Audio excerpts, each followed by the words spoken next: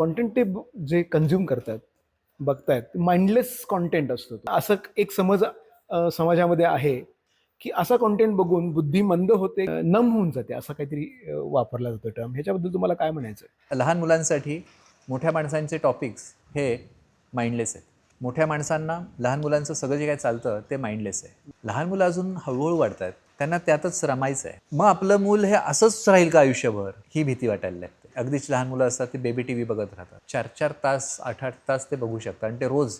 आपण सुन्न होऊन जाऊ शकतो. आपली समज, आपली ॲब्सॉर्ब करण्याची क्षमता क्वालिटेटिव्हली आणि क्वांटिटेटिव्हली वेगळी झालेली आहे.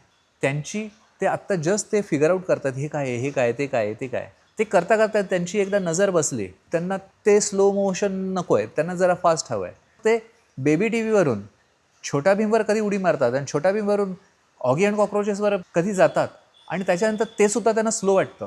जसं मुलांचं वजन वाढतं झपाट्याने, आपलं तेवढं वजन वाढत नाही. जशी उंची वाढते झपाट्याने, तशी आपली आता उंची वाढत नाही आहे. पण ते ॲब्सॉर्प्शन सुरुवातीला स्लो, पण एक्सपोनेन्शियली त्यांची वाढ होते, समजेची सुद्धा, ॲब्सॉर्ब करण्याची सुद्धा. त्यामुळे डोळ्यावर ताण आपल्याला जितक्या फास्ट येतोय तेवढा त्यांना फास्ट येत नाही आहे.